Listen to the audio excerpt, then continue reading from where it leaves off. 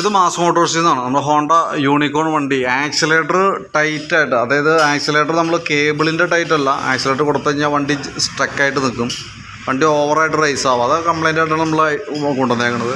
നമ്മളത് കാർബറേറ്ററിൻ്റെ ഭാഗമാണ് കംപ്ലൈൻറ്റ്. നമ്മളത് അഴിച്ച് ചെക്ക് ചെയ്യുന്ന സമയത്ത് ഈ ആക്സിലേറ്റർ കേബിൾ കണക്ട് ചെയ്യുന്ന ഈ സ്ലൈഡർ യൂണിറ്റ് ഉണ്ട് കാർബറേറ്ററിന്, ഇതിൻ്റെ ഈ ഉള്ളിൽ വന്ന ഷാഫ്റ്റ് ഉള്ളിൽ ശരിക്കും ഒരു ക്ലാവ് പോലെ പിടിച്ച് നല്ല രീതിയിൽ ടൈറ്റായി പോയേക്കാം. അതായത് ഈ ഷാഫ്റ്റുമ്പോൾ ഡാമേജ് വന്നിട്ടുണ്ട്, തുരുമ്പ് പിടിച്ചേക്കണ പോലെയൊക്കെ ഇരിക്കുന്നുണ്ട്. അപ്പോൾ അത് നമ്മൾ പ്രത്യക്ഷത്തിൽ അതൊന്ന് ക്ലീൻ ചെയ്ത് ലൂബ്രിക്കേഷനൊക്കെ കൊടുത്ത് റീസെറ്റ് ചെയ്തിട്ടുണ്ട്.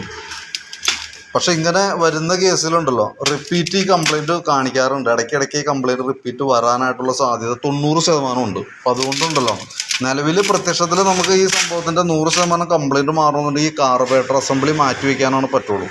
കാരണം എന്ന് വെച്ചാൽ ഇങ്ങനെ ചെയ്ത് പോയേക്കണ കേസിലും റിപ്പീറ്റ് കംപ്ലയിൻറ്റ് പറഞ്ഞിട്ടുണ്ട്. ഈ കാർബറേറ്ററിന് വരണം എന്നല്ല കേട്ടോ, കാരണം ഈക്ക് മുമ്പ് നമ്മൾ ഇതേ കംപ്ലയിൻറ്റ് അറ്റൻഡ് ചെയ്ത് നമ്മൾ ചെയ്തു പോയിട്ടുണ്ട്. അങ്ങനെ 1-2 ചെയ്തേക്കണ വർക്കുകളിൽ റിപ്പീറ്റ് കംപ്ലയിൻറ്റ് വന്നിട്ട് രണ്ടാമത് നമ്മൾ കാർബറേറ്റർ അസംബ്ലി മാറ്റി കൊടുക്കേണ്ട സിറ്റുവേഷൻ വന്നിട്ടുണ്ട്. അതായത് കാർബറേറ്റർ കംപ്ലയിൻ്റ് ആയിട്ട് നമ്മൾ മാറ്റി കൊടുത്തിട്ടുണ്ട്. അപ്പോൾ ഒരു പക്ഷേ ഇതും ആ കാറ്റഗറിയിലേക്ക് വന്നേക്കാം. കാരണം എന്ന് വെച്ചാൽ ആ ഷാഫ്റ്റിന് അത്യാവശ്യം തേയ്മാനമുണ്ട്, നല്ല രീതിയിൽ തേയ്മാനമുണ്ട്. ഇപ്പോൾ ഫ്രീ ആണ്, ഇതുണ്ടോ, ഇതിങ്ങനെ പൊന്തി വന്നാൽ ഇങ്ങനെ നിന്ന് കഴിഞ്ഞാൽ തിരിച്ച് പോകാത്തൊരു കണ്ടീഷനിൽ ലോക്കായി പോകും. അതാണ് ശരിക്കും എൻ്റെ ഉള്ളിലത്തെ അവസ്ഥ. അത് ഈ ഷാഫ്റ്റ് ഇതിൻ്റെ ഉള്ളിൽ ടൈറ്റ് ആവുന്നതാണ്. അത് നമ്മളിപ്പോൾ കറക്റ്റായിട്ടൊന്ന് ക്ലീൻ ചെയ്ത് ലൂബ്രിക്കേഷൻ കൊടുത്തിട്ട് റീസെറ്റ് ചെയ്യുന്നുണ്ട്. റിപ്പീറ്റ് കംപ്ലയിൻറ്റ് വന്നാൽ വേറൊരു ഓപ്ഷൻ ചെയ്യാൻ നിൽക്കരുത്, കാർബറേറ്റർ അസംബ്ലി മാറ്റണം. കാരണം എന്താ വെച്ചാൽ വണ്ടി റേസ് ആവാന്ന് പറഞ്ഞാൽ ചെറിയ രീതിയിലല്ല, നല്ല ഫുൾ ത്രോട്ടിലായിട്ട് റേസ് ആവും.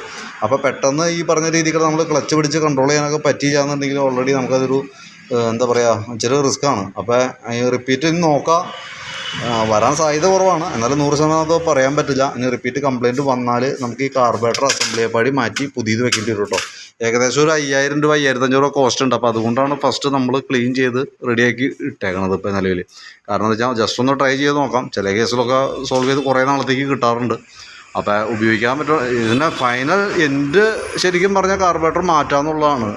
പക്ഷേ കുറേ ടൈം നമുക്ക് ചിലപ്പോൾ പീരീഡ് ഉപയോഗിക്കാൻ കിട്ടിയേക്കാം.